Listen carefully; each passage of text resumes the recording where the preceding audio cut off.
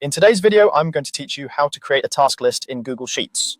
We'll build a clean professional setup that uses row 1 for headers and automates tracking starting from row 2 so your list stays organized as it grows. Start by setting up your headers in row 1. In column A, type Done. In column B, type Task Name. In column C, type Priority. These three are the backbone of the system we're creating. If you want more context later, you can add optional columns like due date or notes to the right. But the core structure is A for checkboxes, B for the task title, and C for the priority. A quick tip, freeze row 1 so your headers stay visible as you scroll.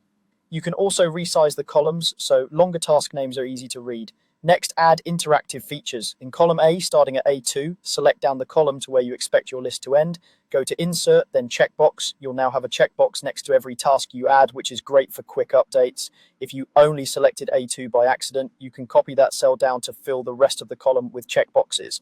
Now, set up a priority drop-down. Click C2, go to Data, then Data Validation, and choose Add Rule. Set the criteria to drop down and enter high, medium, and low as your options. Assign colors to each, red for high, yellow for medium, and blue for low, so your priorities stand out at a glance. To apply this to the entire column, adjust the Apply to Range to C2C, or simply copy C2 down the column. Finally, automate strike through for completed tasks. Click B2, go to Format, then Conditional Formatting. Change the rule type to Custom Formula and enter HL A2 powders True. This tells Sheets to watch the checkbox in column A on the same row. Choose strike through as the formatting style and click Done. Make sure the Apply to Range covers B2B so the rule applies to every task.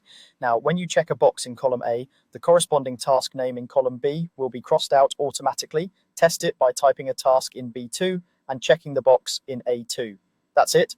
You now have a simple scalable task list with headers in row 1, interactive checkboxes, a color-coded priority drop-down, and automatic strike through when tasks are completed. Add new tasks starting in row 2 and your sheet will keep everything organized and easy to manage.